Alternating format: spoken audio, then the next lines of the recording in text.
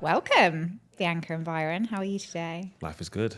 Yeah, really good. Really good. That's great. Yeah, it's good to see you here in Dubai. I know. I had you on last year, didn't I, Yes. Byron? Yeah. I was back in London. Yes. And now the two of you together. And you're living here in Dubai now. Yeah, we're living here. We're here in the promised land. How long for? How long have you been on the ground? It's been, 3 months now? We've been here 3-4 months now, but Yeah. 5 years on and off. Yeah, it's been a long journey, hasn't it? Like you've been back and forth and doing business here for some time. What made you make that final move and final decision? I think, we were doing kind of 50-50 for a couple of years since the pandemic. And then, long story short, at one point I had a bit of a chest problem. And I was like, I went to the doctor in the UK. I was like, my chest is hurting. And they were like, okay, cool. We don't have any appointments. And I was like, okay. Should I be worried though? Because, and they were like, oh yeah, no, we're not sure, but we'll try and call you back if we get one. So I had to double down and be like, come on guys, it's a chest. Usually if you have pain in your chest, it's not a good thing. And they were like, okay, we'll see what we can do. Really not happy about it.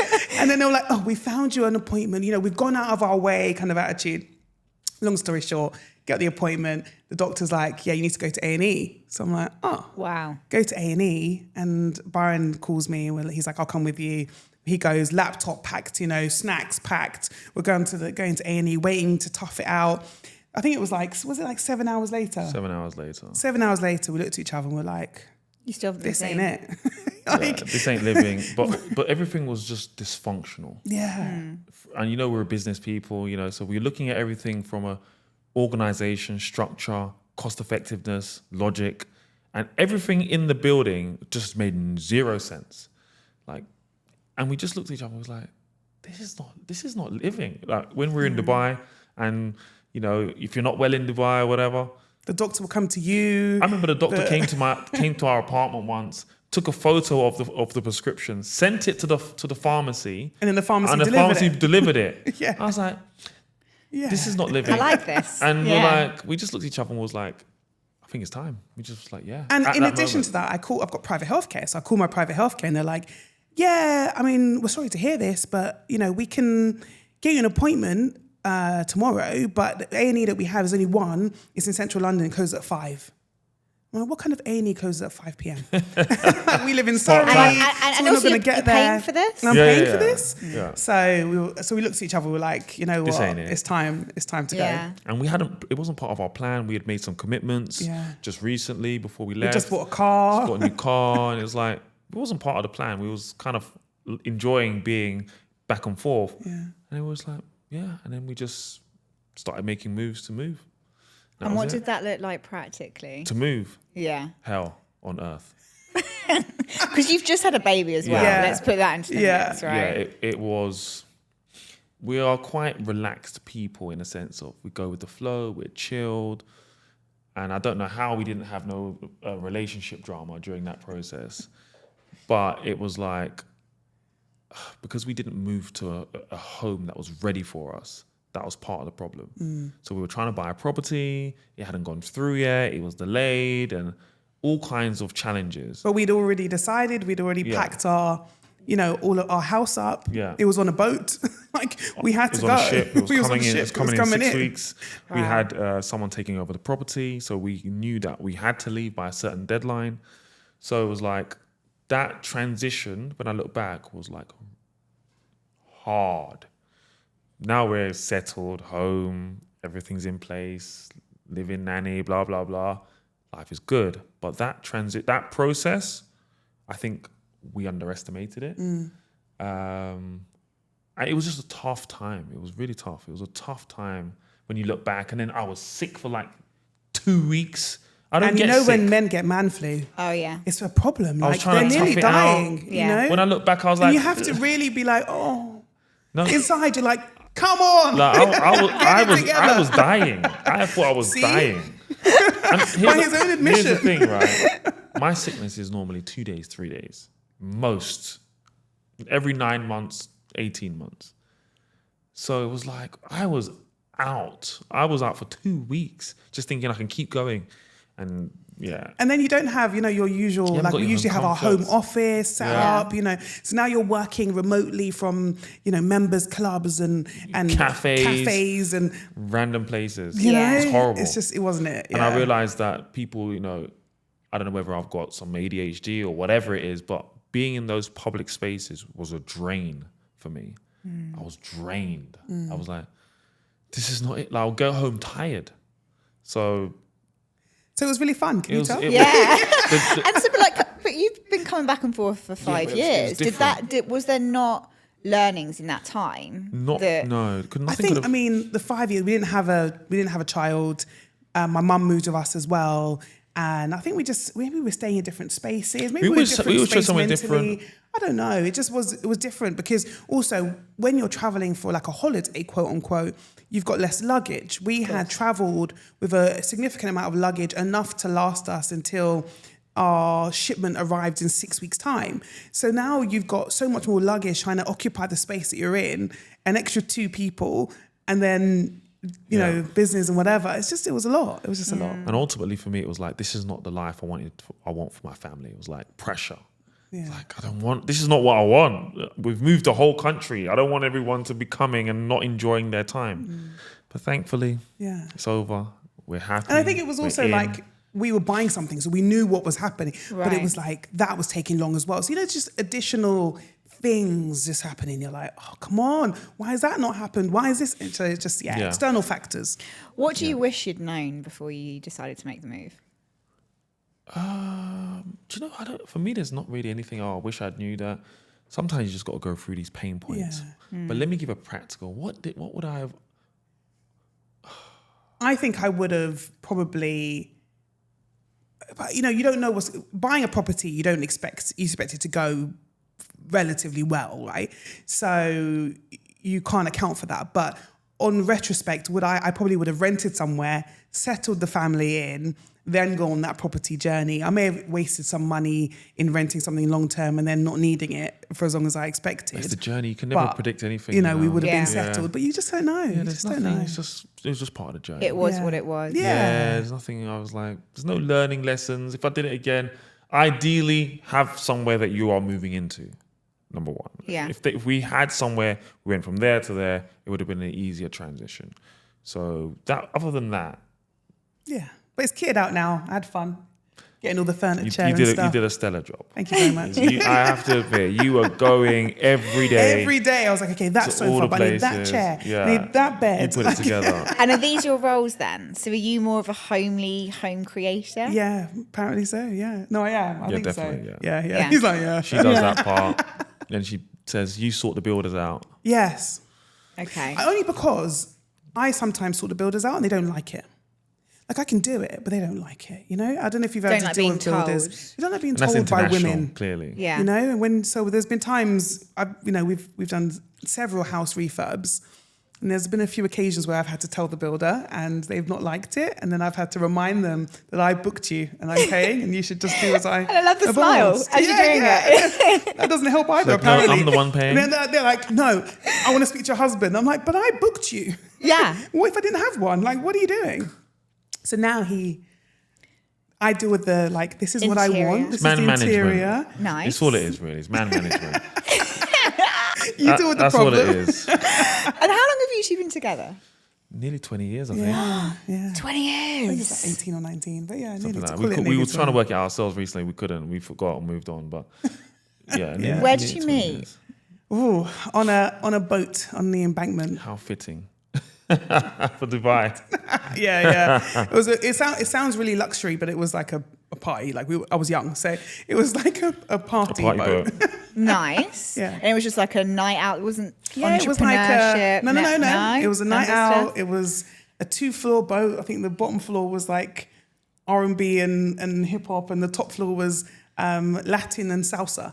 And that's where we met. Nice. It was just a party boat. And this is before either of you were entrepreneurs, or had you started your journey already? I mean, I think we were both entrepreneur from a young age. Yeah. I think depends on what you call a business, right? But from the age of 5, I'd set up shop in my bedroom and then had various businesses throughout. But I guess I hadn't officially had a proper business. I was just about to go to university. At that point when we met, I think it was the summer before I went to university when we met. And I think I had already started my business. Yeah.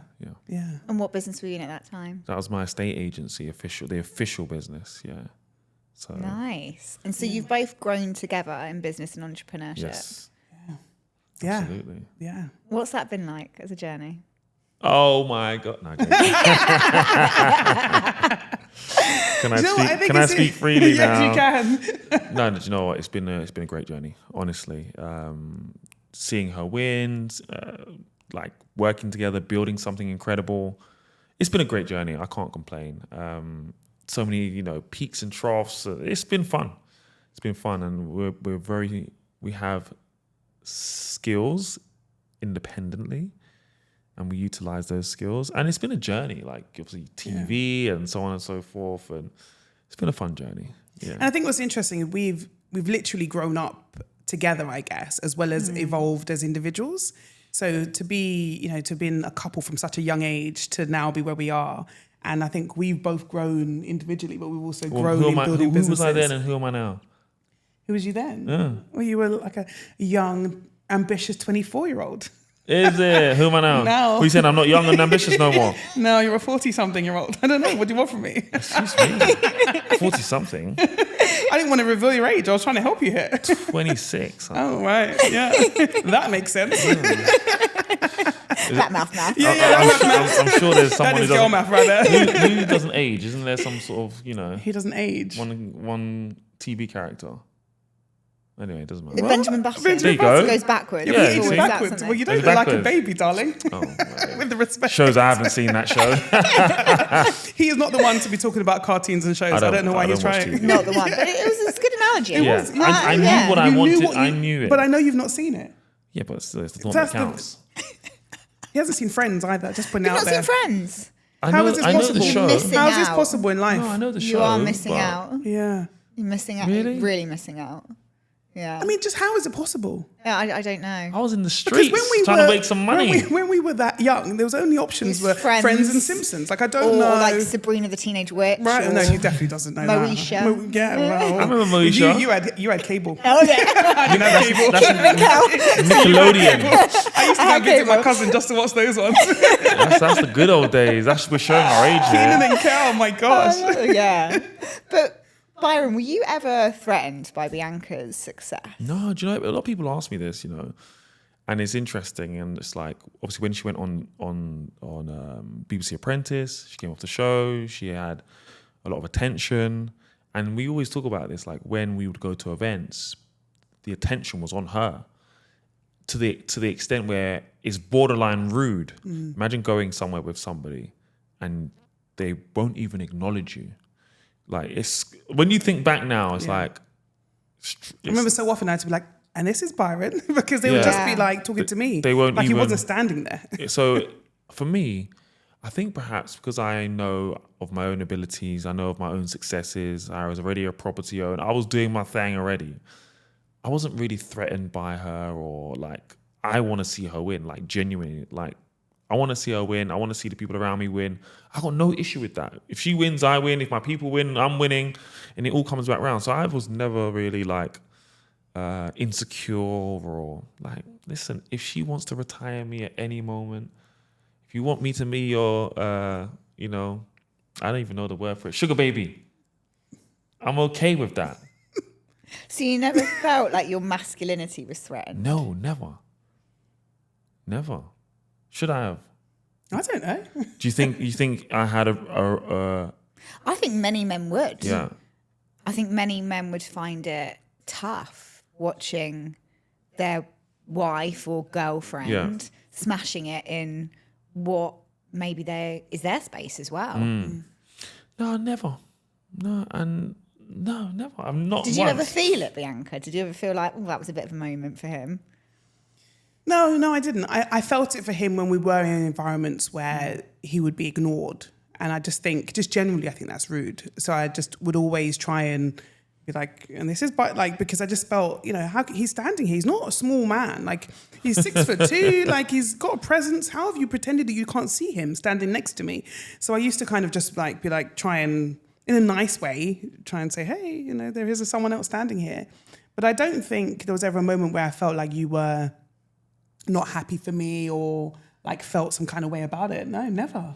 And sometimes when I'm booking the gigs, I'm like, it's okay. I sent the invoice, Yeah. He still charges me a commission when he manages my deals. I've heard about this because now you're obviously working on stuff together and separately. So how does the together piece look? So I've been working with Bianca for her speaking career for the last 14 years or so. I negotiate the deals, the brand deals, the partnership deals. She negotiates some as well. She has agents as well that negotiate some. So that's good. It's a sense of, I think the fact that she pays me keeps me in check because it's actually at my job. Like psychologically, I'm like, I actually got to respond to this email before she starts saying, have you responded to this? So I have to be like, yes. Right? So I actually genuinely have a job. I think if it's a favor, if you're not paying someone, right, then you can't really be like, hey, what's happening with this? Yeah. I feel like you should pay people so you are able to have some kind of level of business conversation. I might be like, I'll get to that shortly. Like, no. I already know the role reversal. Like, I'm paying you because that's what I would say. So I try and deal with it diligently, and it's good. I can't complain too much. Apart from when she increases fees, it makes me a bit, when you got an easy job, and then someone, puts a bit of restriction on that by putting the fees up. But she's always right, to be fair. I think no one sells me better than Byron does. Like, I don't know what my agents say and stuff when I'm not in the room with them, but when I hear him on the phone, like, he is selling me. And he's not selling me. They don't know. I think some of them might know, but some of them are not. I think most of them have no clue. No clue, even though we've got the same surname, they've not connected the dots or anything. Yeah. So he's selling, like, Bianca is, you will love it. He is going in on how incredible I am. And that's difficult to do for yourself. Yeah. And so you need someone external who can do that for you. And so to have your husband be able to do that, I think, is a really nice position to be in, because he will only ever try and get you the best money possible, the best opportunity possible. Whereas you just don't know with other people, whether they're going to really fight for you. I get that, yeah. And what's the truth behind the scenes, though? Surely you guys argue over stuff around negotiations or business deals. No, well, there are times where he's like, I did this deal, and I'm like, oh, is that it? And he's like, Bianca, it's 15 grand. Like, you're not doing that much. And I'm like, oh. And he's like, I could just see he's frustrated. But I'm like, you're my agent in this conversation. No, we don't really have. We don't have commercial, like. Oh, no commercial arguments. No. And well, do you know what? The frustration for her sometimes, she says to me, is I don't listen to. I've already decided what's happening. So in our business together, Byron plays the role of business development, and so you will. Or we have already decided what he's doing, but then say, so what do you think about this? Great negotiation. Well, no, I mean... Well, let her finish. He'll be like, what do you think about this? I will give my opinion. He'll be like, great. And I'm like, you're going to do it anyway, aren't you? Yes. I'm like, why did we have this conversation? It doesn't quite happen that way? Yeah. In that nice way she's put it? Yeah. And then I'm like, what a waste of time. Why are you asking me? You've already decided. Just tell me. So now I just say, why are you asking me? You've already decided. He's like, no, I genuinely want your input. So then listen to this, what happens, right? I will give suggestions like, why don't we do it this way? He'll be like, no, I've already... And I'm like, waste of time, conversation. Anyway, a week later, he'll come back to me and he'll say, I've had an idea. And it's the exact idea. It's your idea. And he just told me in the same exact way or the same different way. Are you doing that intentionally, or do you genuinely think it's your idea? Genuinely, I think it's my idea. And then she might remind me and I'm like... You should start recording these conversations. And I don't disbelieve her for what she's saying. She's probably right. No, I am right. But so who's the more dominant one then? I don't think there's a dominant one. I run things. Yeah, of course. I'm the boss. Yeah. I have the final say, but she's the rich one. How does that work, Byron? You know why you're not serious? Because when he wants to decide something and not decide in that moment, he'll be like, I just need to ask the boss, and he's blaming me. So I have to ask the boss. Yeah, I have to ask the boss. So together we make decisions together. There isn't. I don't know if there's a dominant one, but I think you do. I think because the majority I manage of the most business. of it. It's not necessarily dominant. I don't know. I like that phrase, but I'm perfectly okay with making decisions and without her input or agreement. This is what we're And doing vice and how versa. we're doing it. I think generally why we don't have any arguments is we just have like a bit of a rule, which is kind of on your head be it. If you make a decision, commercial or otherwise, Own it. own it. If it goes well, well done you. If it doesn't go well, okay, well. And 99% of the time it goes well. Yeah. Every now and then there's an epic fail or something. And it's just part of the journey. Yeah. You learn from it. It's part of entrepreneurship, right? You're What not was going to the get it right. stupidest decision you've made? Stupidest. Stupidest. Well, we don't really make many. I don't think it was... Go on, give me one. Then. I wouldn't say stupid, but like we brought At out a the game. time. We brought out a game, and I just think it was. I said at the time, this is not good timing. We've got other things we're doing right now. This is not a good time to do this. And he was adamant that we needed to bring this game out, and we just didn't have the time to dedicate to its success. I think ultimately it didn't do what we wanted it to do in terms of numbers and stuff. But it's a good game. It's a great product. So I think it's just like. I mean, that's hardly. It's not a stupid decision, but it's just one of those decisions where timing is everything. Yeah. And when you're an entrepreneur, you're always thinking of new things, and people are always approaching us with new products. Yeah. And I think it can be easy to be like, okay, cool, all right, well, yeah, pay for that one, do that thing, try that thing. But it's not always the right time. And I think it's more about timing and trying to do a lot and then it is about stupid ideas. I'm just trying to think what's cost money that have been like. We invested in a restaurant. Oh, That's our stupidest one, but it's not That's- stupid. It's just, that might be a painful one. it's painful. A Central London Didn't go restaurant. well. It didn't open. When? Last 2 years ago. 2 years ago. Yeah, timing.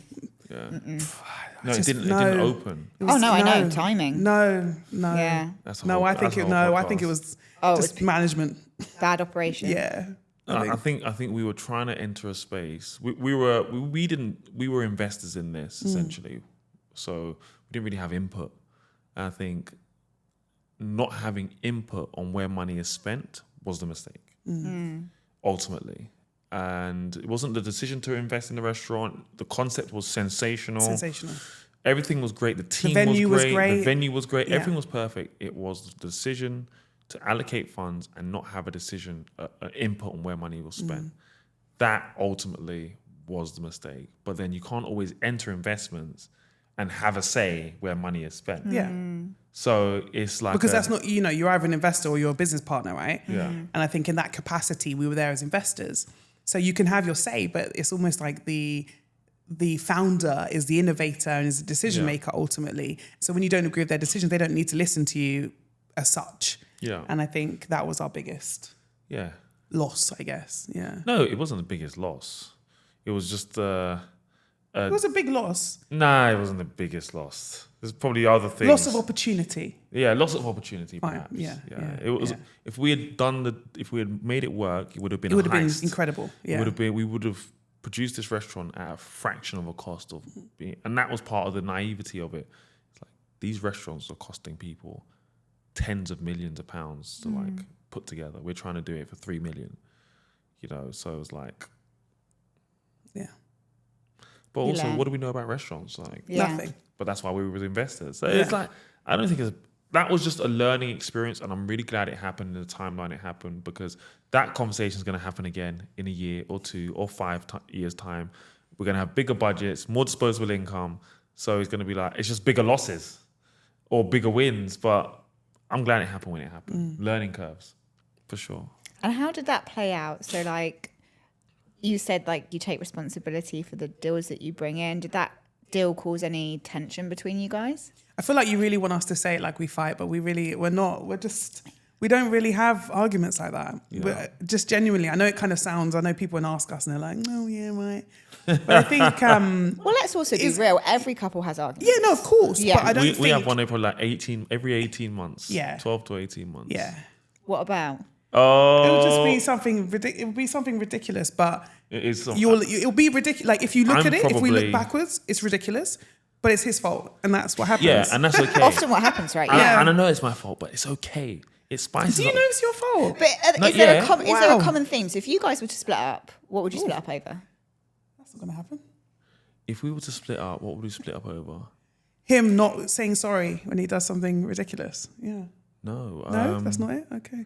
Maybe. Okay, let's make it spicy because this is like an unfiltered. goodness. Yeah. Wow. Let's. What's the name of the show? Provocateurs. Provocateurs. She's trying to provoke us. Give us a story, Byron.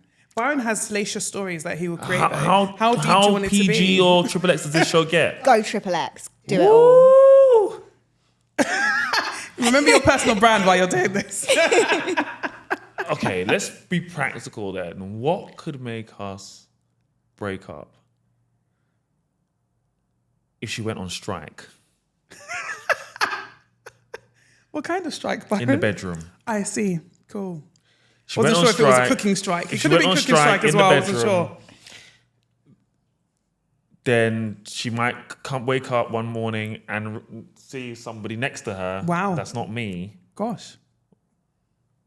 And that's how that will go down. And it's not another man either. Well, I'm happy you clarified that because that was not clear.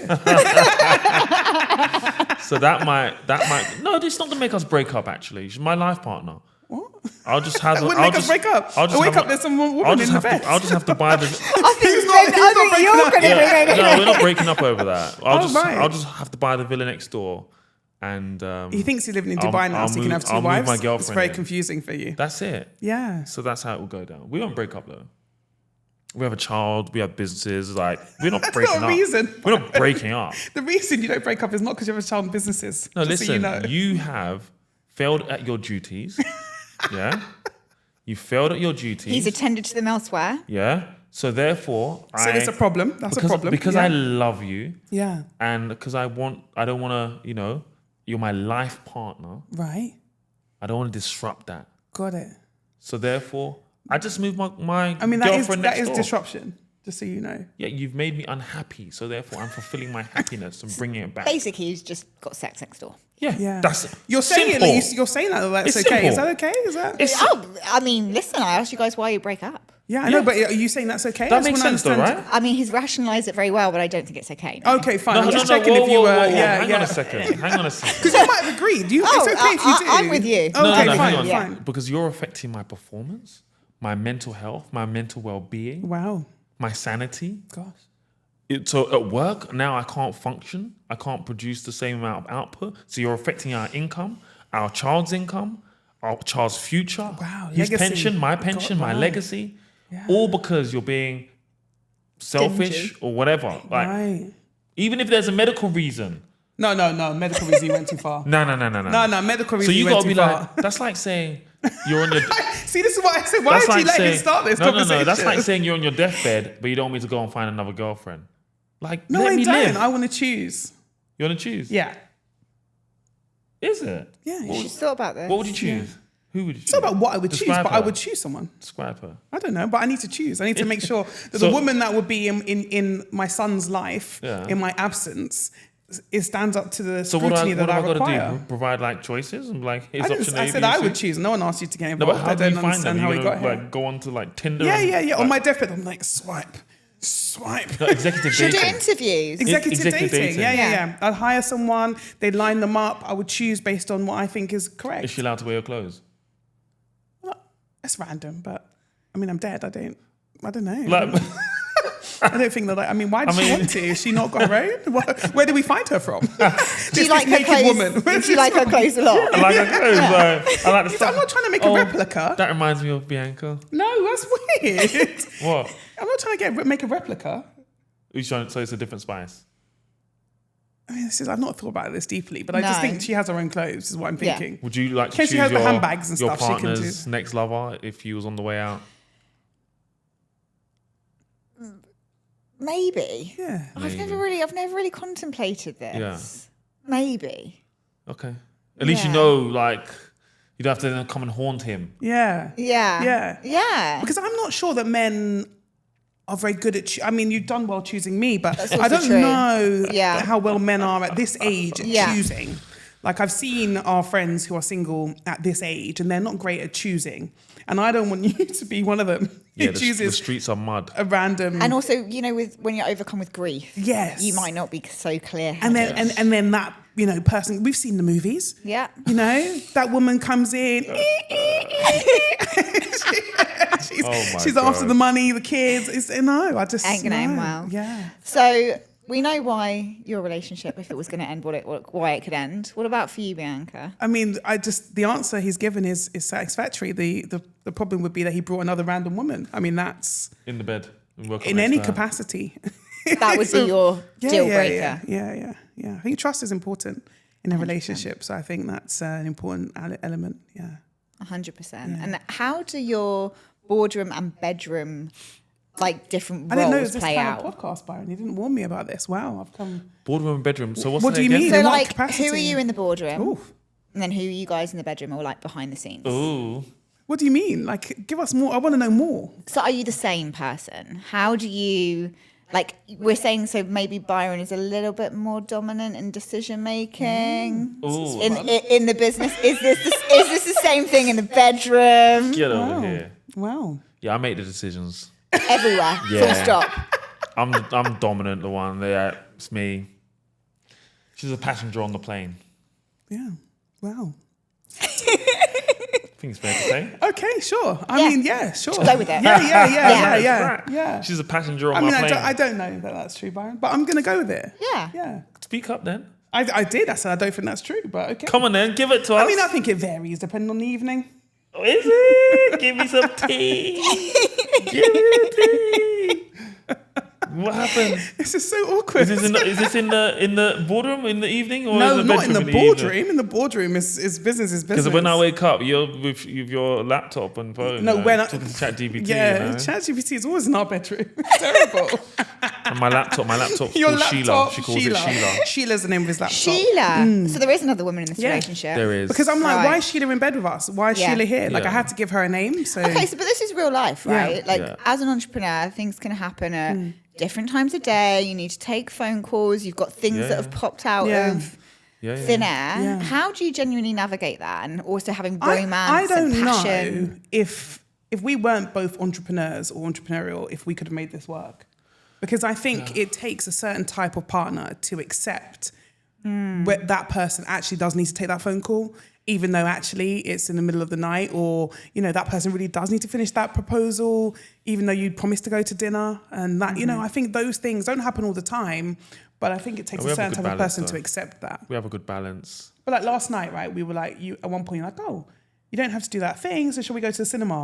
And I was like, no, I need to finish this work. And you're like, yeah, me too. So Cracked on till midnight. Yeah. Left the office at midnight left the yesterday. office at midnight. So that wouldn't happen, I think, in some relationships. Because you're under pressure to get home. Yeah. Have your tea. Yeah.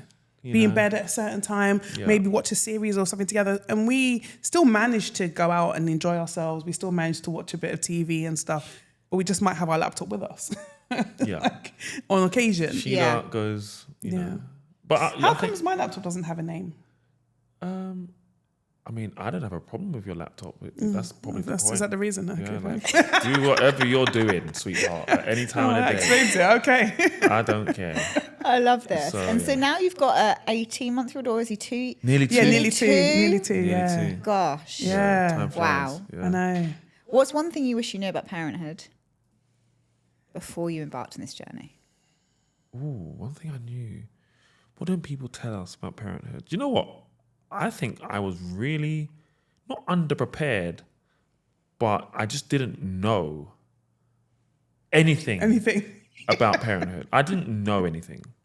And if you start from the beginning, I didn't know babies need to eat every 2 hours. I didn't know that. Like, nobody told me that. They need to eat every 2 hours. So, you know, only people say, oh, it's hard and you don't sleep much. So that was the one thing I heard from A everybody. lot about sleep. Yeah, but they didn't So- explain why you weren't sleeping, Yeah, I guess. so then I hired a Yeah. sleep nanny. That might have been one of the best investments we've made. And that was great. Not sleep nanny, the night nanny. The night nanny was a The good night investment. nanny. The sleep woman was not. Oh, that was a bad investment. What's the sleep woman and the night It was a nanny? bad So a investment. night nanny is someone who comes and basically looks after your child between like 8 p.m. and 8 a.m. so you can sleep, basically. So they'll do the 2-hour feeds and stuff. Because ultimately, you just had a baby, your body's gone through so much, and you're tired too. So we were like trying to do shared shifts, basically. We would do shift work with the nights. And then we got the night nanny, she started, and she would do 3 nights a week. She was doing 3 nights a week, I think it was. And so 2 or that just 3 meant for 3 nights a week, you could have a full 8 hours Yeah. rest, basically. You can sleep. You could sleep for the rather 8 because you hours. can't sleep really. Because by the time you do the routine with the baby and You burp the breastfeed or baby, bottle feed and burp them. that takes 45 minutes to an hour, They've woken up again half an hour and then later. they're waking up again. You've gone and got a hot drink and they're up again. Yeah, so you don't sleep. Yeah. So that just doesn't exist. So you got to change your sleep. You can't even sleep. Yeah. It's so interesting how people do it. But luckily we had great support. She was incredible. Great experience in the UK. Oh, perfect. And so she said to us, Ethan, our son, was sleeping quite well. It's all fine. Byron decided that meant he should definitely hire a sleep consultant. Yeah, because I'm into personal development. Sleep consultant. Yeah, I wanna optimize everything that I do. Okay. To Was help sleep- the- sorry, to help the baby for sleep. you or for No, the for the baby? baby. Okay, got you. So To the teach the baby- baby how to sleep through How the to night. sleep, right? Wow. The problem lied when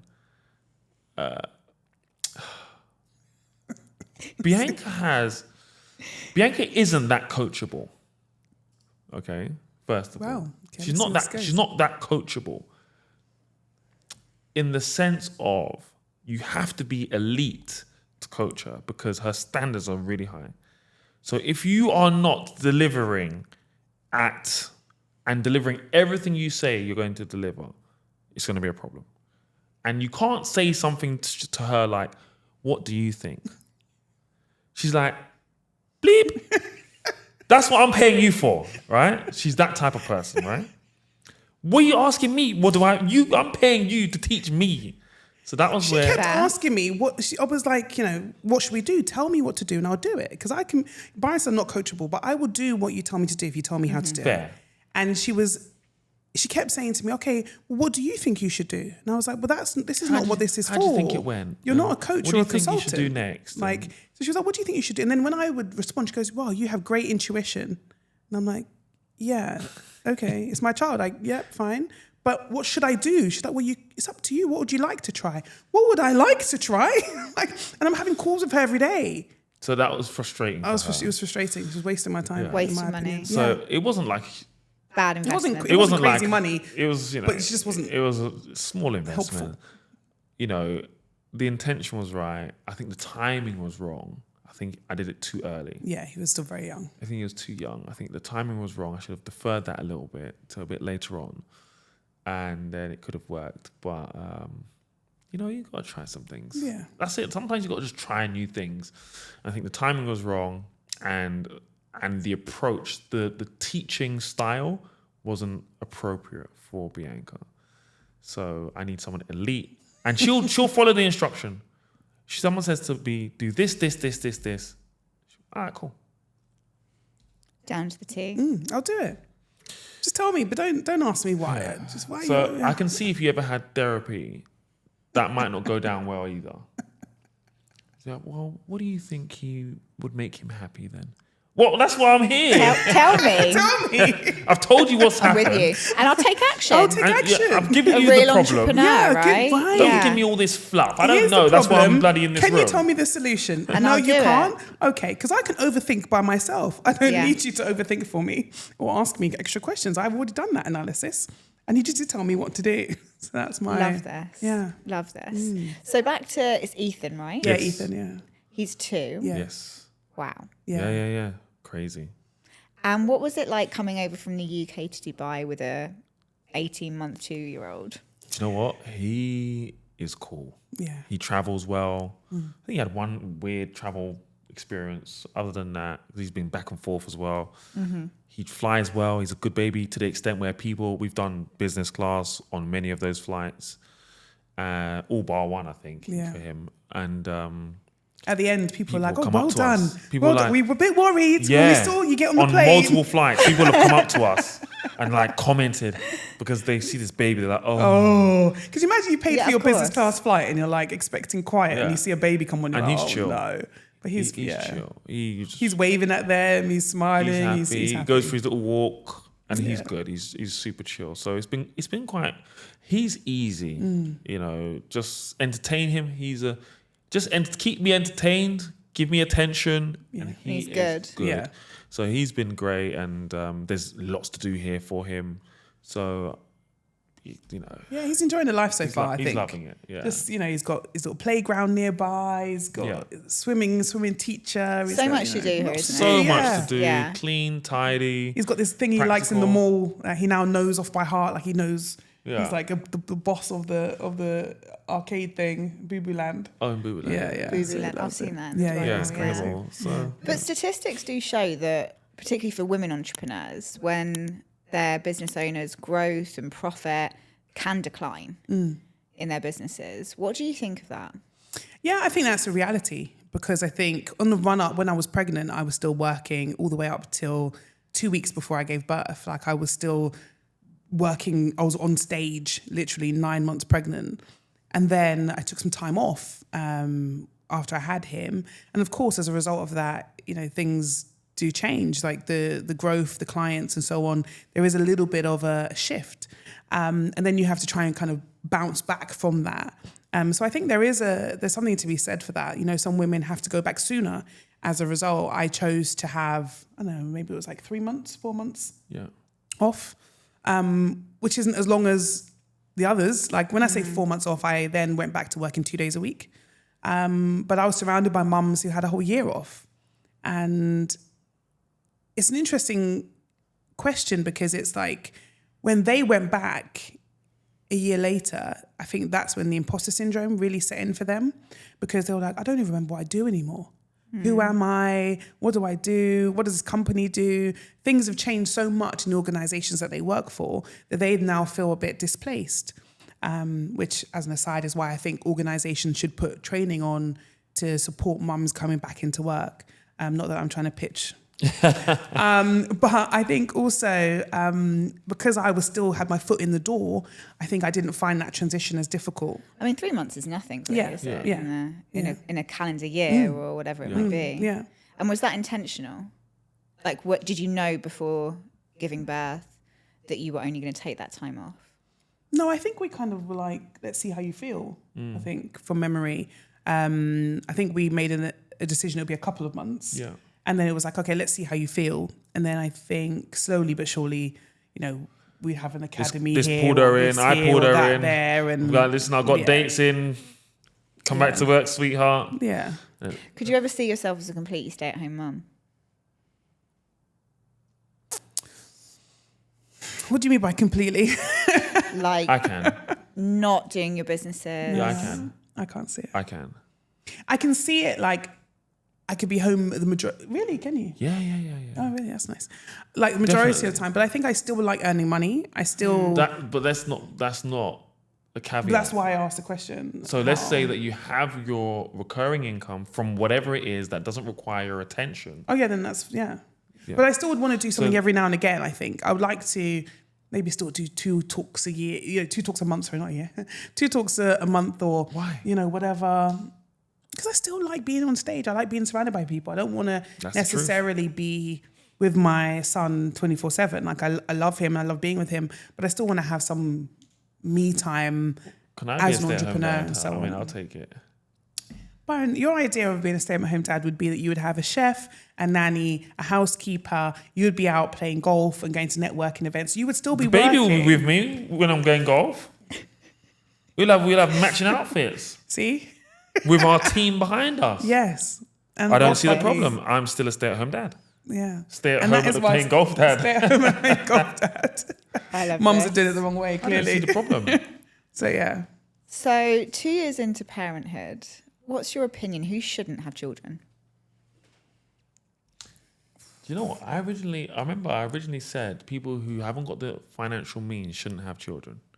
I'm not sure if I believe fully anymore, because then I wouldn't be here, I guess, right? Because where I grew up in a poor environment. However, I do think that when you start having multiple children, there has to be some financial responsibility of like, children are expensive. Like I'm not having loads more right now because I'm like, this is for the lifestyle I want to live. And you want your child to live. This costs money. So each to their own. Like I'm not here to suffer. I'm here to enjoy my life to the max. So, and then love can be given in different ways. And I don't necessarily answer the question the way you want it, but I feel like sometimes you feel like, oh, maybe you shouldn't have children if you can't spend the time.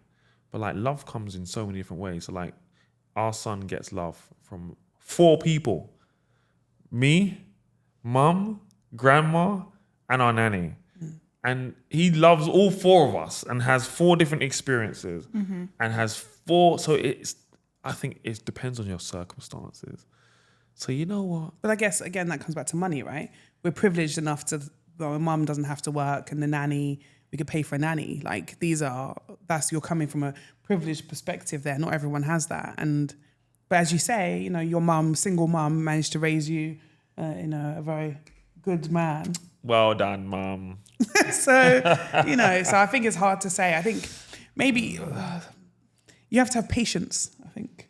So people maybe who lack patience and some empathy. You can learn patience. I think like my patience has grown. Okay, yeah. Yours too, if you didn't know. I've been told. Yeah. You've mentioned it a few times. Way more patient. Did I tell you that? Yeah. Yeah, I think so too. Yeah. What about your freedom? No. Have you felt that that's been taken away? No. I feel like we still do the same things. I think mine's Have you been on holiday? mine's compromised. I've been on one holiday. Yeah, I've been on holiday. Oh, you've been to Ibiza? I went to Ibiza and I went to You been some rocks and I was doing daddy Amalfi duty. Coast. Yeah. Yeah. But that's when I was out with the boys, with the baby. That was fantastic. Yeah. See, he did. So I basically... Matching outfits? I just started organising baby days with the boys. He found all his boys that had babies and they all went out together. Every day. Yeah. Summer, we was out. I think I've had some compromise in how often I go out and stuff. I think you've still probably been outside more than I have. I've been in the street still. Yeah. And I think I've compromised a bit. But I think, again, it's about support system. Really? Yeah. How so? We now have to. We never shared a diary. We know how to share that. That's the newest thing we've had to do. That's like a big change for us. Share a diary, and it's almost like who puts in their social outing first gets to go. I see. And he's very good at putting in his outfit. I'm a planner. I plan everything. There you go. I plan So my when I look at the diary, I'm like, 3 Saturdays gone. Right. Okay, that's so my really, fault. you're now taking responsibility for this. Yeah. I'm a planner, but I plan even for us stuff. Yeah, I'm a planner. So you haven't had like a technical conversation where you've gone, okay, I'm the mum, I'm gonna do more of the babysitting or whatever it is. You've literally just got to share diary. But if she wants to go out, I'm like open to cancelling stuff as well. So like go in the streets. I'm trying to push you out. Am I telling lies? I'm trying to like you'll be like, fine. Book that. Go. But then you've changed your diary around to suit when I need to go and vice versa. I think we've just been. Look, I think the reality is, I think what has allowed our relationship to stand this test of time is that we both want each other to have fun and to win. And so we're willing to change what we need to do to suit that. And I think that hasn't changed since having a child. You've got to have separate lives. So we still have our separate lives. We still have our separate friendship groups. And then we still have stuff we do together. And I think that's really important in a relationship. And I think that's what people miss. And I think a lot of the time, mums and wives in particular, I think when they become mums, they devote their time and energy to their child only. And I think they then look up and all their friends have gone. Or they've just become really boring because all they want to talk about is their child. And I think that is something I think mums have to be like conscious of, that you still want to have some time.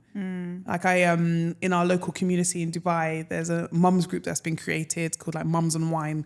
And it's for us all to meet up to go and have wine, right? And it started off, everyone's like, yeah, who wants to have wine? And like, me, wine. And I was like, we should go somewhere. Actually, I'll host it in my garden. Okay, great. All right, so I'm like, how did this? And then they were like, shall we bring the kids? Who's got crayons? And someone was like, why are we bringing kids? Yeah. Like, it's in the local community.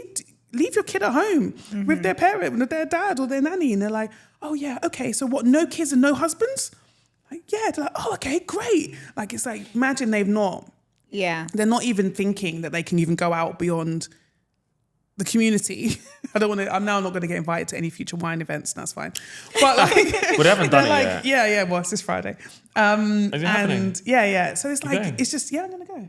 Go on, you. Thank you. There you go. And I think it's important to meet other mums, but I also think those mums, a lot of them were like, oh, do I have to get dressed up? Or I'm not, well, makeup is so long. And it's like, they just really have not had a chance. And that might not be their fault. That might be them, or it might be the partner isn't responsible enough to look after the children. You know, you just don't know.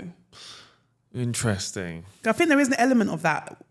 What I have observed from some of the other mums is they don't allow their husband to even look after. They don't think they're responsible enough to look after the child. So I think even when we had just first had Ethan, and I'd be like, I'm going out, or I went to Ibiza, was that maybe 3 months after I'd given birth or something? Yeah. I only went for like 48 hours, and people are like, oh, you left your child. Who did you leave him with? I'm like, his dad. They're like, oh. And are you sure? Is it going to be okay? I'm like, is he going to be okay?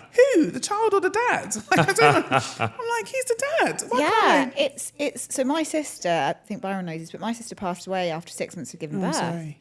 So his dad was his main carer. Yeah. He's amazing. Of course. What you said about your son having like 4 different experiences, same for River. He's got me, he's got my other sister, his dad, my mum. Yeah. It's amazing. Yeah. It teaches you so much about actual family and roles and how I think we kind of box ourselves in sometimes. Like the mum has to do this, or it's so important the mum and dad care. Yeah. But what about the community? Yeah. And I think before people said you need a village to raise a child. Yeah. And then suddenly people decided the village was just the mum, which is crazy because it's impossible to do it on your own.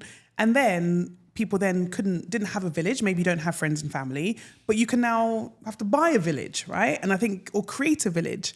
And I think that's what people are lacking, and they're taking on too much responsibility on themselves. And statistically, like in the Western world at least, so UK, let's take the UK, there's a lot of like stats that show that people are having a lot less children. So they're settling at that 1. And Is they're that going, the right, we're stats? done. Yeah. Really? Yeah, very, very recent. I'd say probably like the last year or 2. Is that where you guys are going to stop? I think, biologically, there's a timeline, first of all. I think for now, I was going to say for now I'm happy and I'm content. But then I see Ethan with his older cousins and he likes older, I'm like, so maybe he needs a brother or sister so he can be the big brother. Then I'm like, that costs a lot of money. And then I'm like, do I need a bigger house for this? Then I'll go through the logistics. Then I'm like, it's in God's hands.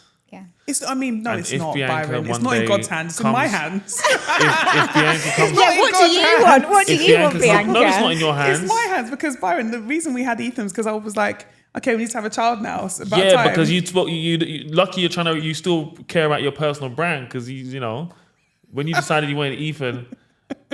How could I say no? Right. And so it's in my hands, isn't it? It's not in God's hands. I mean, it's in God's hands to some extent. But we are so planned, as you could probably tell, because he's thinking through finances, rooms, blah, blah, blah, that it wasn't an accident. That's the guest from we made we made a firm decision that we want to have a child. We're going to do all the necessary things. We took vitamins 3 months in advance. I was in the gym. We prepared for him. And so if we were going to do it again, we would prepare. So it's not just in God's hands. I get the inference. It's in God's hands. But I think it is a decision. I think right now, we're happy with 1. Yeah. I think is the answer. And what's your take on that statistically, like people stopping at 1 child? I mean, I'm hearing a lot of statistics about women not having children at all, actually. Yeah.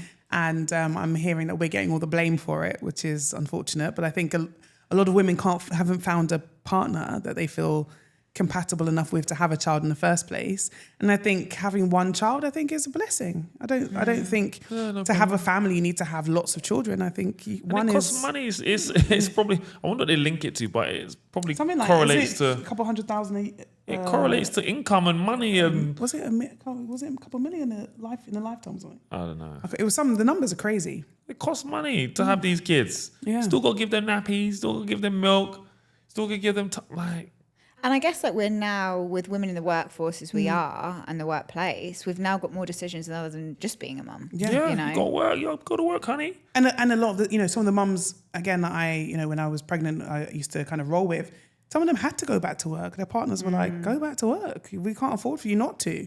And so that's just a reality. So it's not easy. It's not an easy decision to have a child, and it's not an easy decision to decide to have more than one for most people. Yeah, completely. What shocked you the most in Ethan, like in having Ethan? Just his little personality. Like I was shocked as in the process of having him, or him as an individual? Anything you want. Oh, okay. I mean, the birth thing was a shock, of course. Yeah. But beyond that, I think just... Did you do it all natural? Yeah, I did, yeah. Wow. Well, all natural, well, no, I had painkillers. What do you mean? As in like... Yeah. No, he didn't come out the sunroof. Yeah, he came out, wow. naturally, yeah. And, but I took the painkillers, though, in the end. That's another bit of advice I'd give women. Just do it early. Just take the painkillers. You go to these classes, right? You're like, I'm not going to do it. They say to you, oh, this is the side effects and the consequences. So I went in like, no, I'm going to do it. I don't need it. And then she has a high pain threshold as well. And I was like, how close are we? Because this is hurting. Yeah. We're like, couple of hours. I was like, just stop being a martyr. I was like, give me that epidural, please. Just stop being a martyr. Get it. But it was good. The birth was nice. It was a great experience. Yeah, I was going to say I enjoyed it, but that's a lie. I was on the gas and air myself. He was on the gas and air. Yeah. You know? Yeah.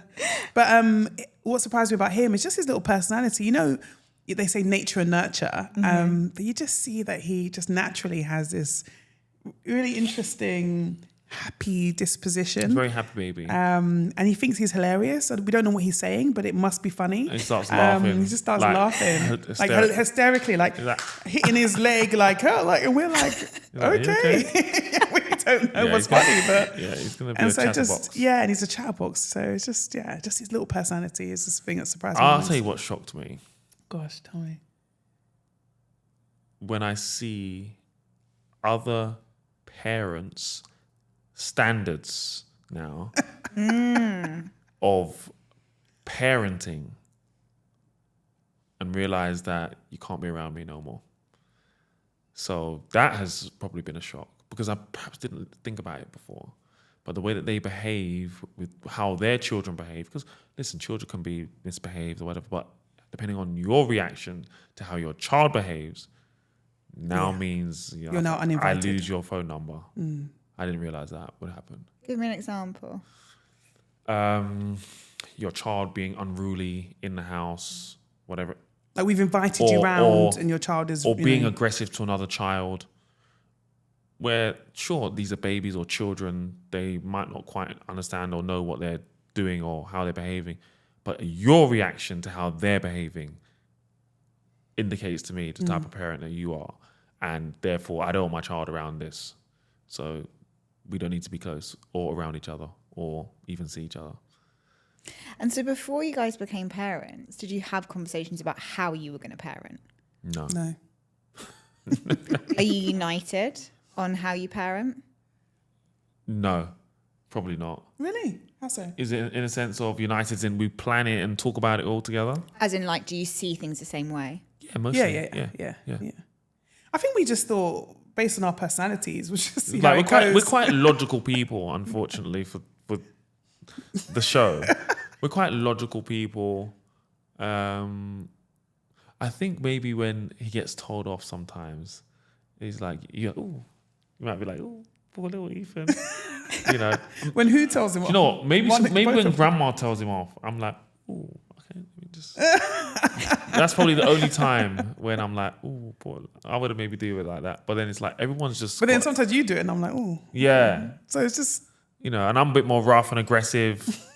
He doesn't mean when he's telling him off, he means generally, like playtime. Yeah. He's like roughhousing him because they're boys. Yeah. And I'm like, he's still a baby. I leave him. He's I'm like, leave him. You don't have to beat him at football. He can try. Yeah, no, you got to teach him. You're tackling him. I'm like, he's only a baby. He's just about to stand up. Yeah. So no, we parenting is fine. You're a better mum than I thought you was gonna be. Even and take that as a backhanded compliment. For clarity, you thought I was going to be a good mum and I'm better, or you thought I was going to be a rubbish mum and I'm better? No, I thought you was going to be. I thought you was going to be a good mum. I wouldn't give you my baby. I see. Yeah, I wouldn't give you the pleasure, the honor, of having my child. Right. But you exceeded my expectation. Thank you. So well done. Thank you very much. I doff my cap. Thank you. Pay me later. Okay. So yeah. It's been And likewise, I didn't think about it, Oh, but I thought you you'd don't be a have to good dad, and say you are a it. good dad. I don't know. Yeah, fair enough. You guys have known each other for 2 decades. Yeah. So Yeah. it's like there must be a level of understanding of who you both are. Yeah. So But I when don't know bring if a- you know who you're going to be as a parent in advance of it happening, because you just don't know how you're going to deal with certain things. And I think it's easy to like watch and be like, when you watch other people parent, you're like, why are they not doing something about that? Then you realize your child will actually have tantrums because that's what happens at this age. And you won't necessarily know how to deal with it until the time comes. And everyone deals with it differently. And I think you realize that and recognize that when the time comes, something you can't plan for. Yeah. And coming back to what you said about, you lose someone's phone number. Yeah. Is that something you've always been like in your business life as well? Or has this I've become been like quite more open. pronounced? Like even if you did something bad, I might just move on. I don't really hold grudges. I don't really care. It's not that deep. Yeah. But this, I think, has been more so like there's a bigger impact being around this person that I don't want for my child. Whereas like business, I don't really care. Like you do, I'm on my path. Yeah. Watch me win. I don't really care. But like this parenting thing has been like, what, you think that's acceptable and you've not done nothing about it? And they're kids. They like even recently like went up to a kid and pushed a kid. I'm like, oh my God. For no reason. But like first I was shocked. Like, what are you doing? Like, don't do that. Say sorry. Like it depends on how, Again, your reaction. Your reaction. If your reaction is like, oh, like you got to do something. You can't just make let the child think that's acceptable behavior. So I think that's the thing. Yeah, it depends how you behave. So. Yeah. And is there anything you're really fearful for Ethan in the future?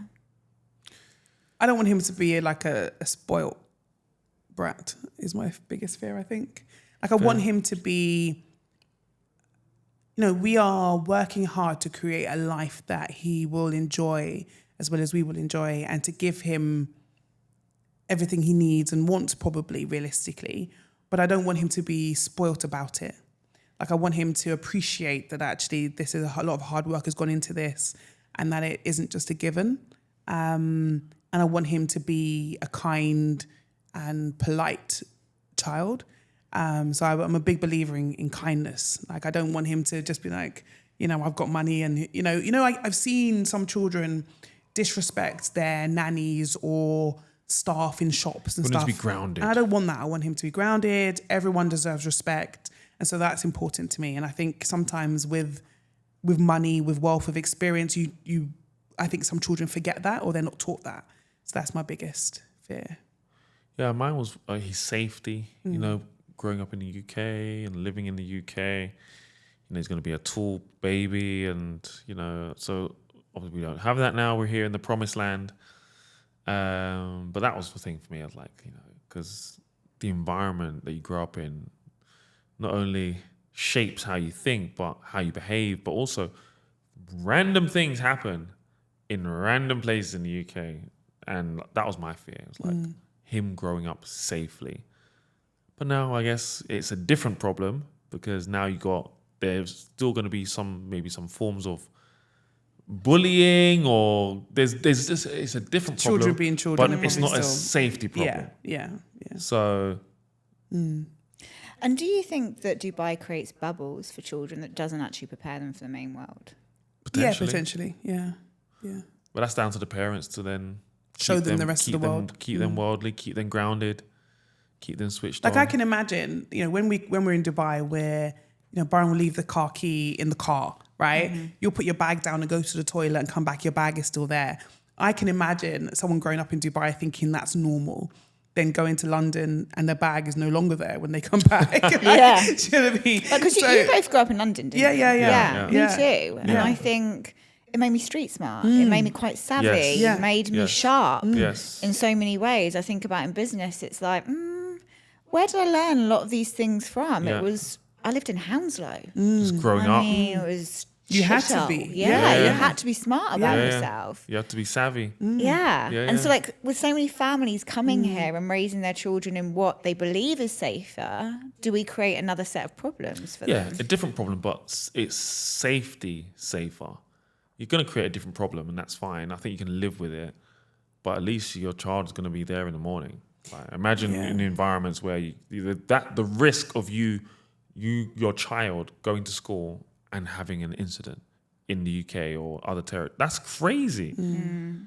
Okay, you know what? My child got, emotionally bullied today. Like, You can kind of deal with that, but it's a different problem. Different problem. But it's not a safety problem. So, but yeah, we're creating bubbles for them for sure, and different problems. And I think that's just life, Nothing's going to be. And I think you still have to have scenario. some street smarts here. I think let's not underestimate the reality of it's different type of street smarts, but in the community there's still kids roaming around making decisions on whether they should ride their bike on the road or they're still doing things. There's still complaints about the kids misbehaving and stuff. There's kids will still be kids, so I think there's still that, but it's just not the same. It's not the same grit, I guess, as you get from London. Yeah. And if Ethan wasn't an entrepreneur, are you guys going to be highly disappointed? No, I think he can do. Look at Byron. Byron's like, he better be. I think he can do what he wants, but I think we are. He better start his realistically, YouTube we're channel grooming at him to 8. start his YouTube channel. Are Yeah, you? He started his YouTube channel at 8. We went to this event on the weekend and we saw this guy who was like 21 on stage saying, I've got 11 years experience. And I'm like, Wow. You're 21 with 11 years experience. That's crazy. Imagine that means you're a beast by the time you're in your 30s. Yeah, he's been doing it a decade. Yeah, he was 21. like, my YouTube channel's got X amount, 10 million. And like, yeah, you've been doing it since you were 10. 10 million. Yeah. Wow. Yeah. So imagine if you growing up knew with what this. if we'd grown up with this. No, he needs to retire me. I need to be flying private jets and he better come up with some tech solution. Yeah, we think, yeah. What? We're grooming him to Tech, be IT, tech. that's it. Yeah. All the way. All the way. With parents like you. Yeah. He's got no choice. Yeah. He's got no choice. Yeah. And so tell us just a little bit about your work and how people can connect with your work and what you do. We see all these books and games and So ultimately, part of the business is a personal development business. We help people achieve the things that we have done very well and successfully. For example, become Sunday Times best-selling authors. So we help people become published authors. We help people sell from the stage, or speak on the stage by being professional public speakers, and so on and so forth. So we teach things that we've done very successfully ourselves, typically, and we do that by way of events. That's the first part of the business, and I'll give you the rest. Go, boss. With regards to speaking, Wherever you want. It's So your I have a personal branding company. So in essence, it's an agency that provides personal branding talks, consultancy, solutions for founders, entrepreneurs, and corporate organizations. So I go into brands like Google, Amazon, Facebook, PwC, and I train their staff on how to build their personal brand for their career. But I also manage personal brands of some high-profile founders. So really helping them tell their story, build their visibility and their reputation. And then as Byron said, we have a speaking academy where we train people on how to communicate well and become speakers, whether that's on stage, on a digital stage, on an Instagram stage, or your social media stage. But how do you communicate your message in a way that allows you to be paid to speak or to get payment from the audience? Incredible. And that's in the UK. We're doing it here as well in the UK. Here as well. Yeah. We've got an event here in May, and we're doing 2 speakers academies this year in Dubai. Amazing. Yeah.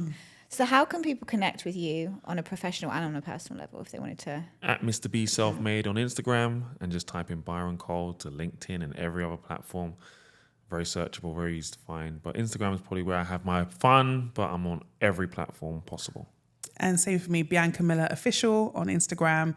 And then if you just type in Bianca Miller Cole, you'll find me on LinkedIn and Facebook and all the others as well. Yeah. Love it. Well, thank you both for joining me. Thanks for having today. us. It's been amazing. Nice, chilled, relaxed, loving Yeah, this. good. And you can get back out in the sun. Sorry we didn't give you the tea as much as you wanted. Oh, you gave me some good stuff. Oh, yeah? Nice. Oh, yeah. I'm excited to see this, man. Or not. I'm going to be like this. You were like, what kind of podcast is this? That's going to be the main clip. What kind of podcast is this? That's going to be the main Sorry. clip. And I'm going to repost it. It's fine. I'm Yeah, all right. it's great. They're definitely going to draw that one out for sure. Thank you. Love it. Thanks for having us. Thank you.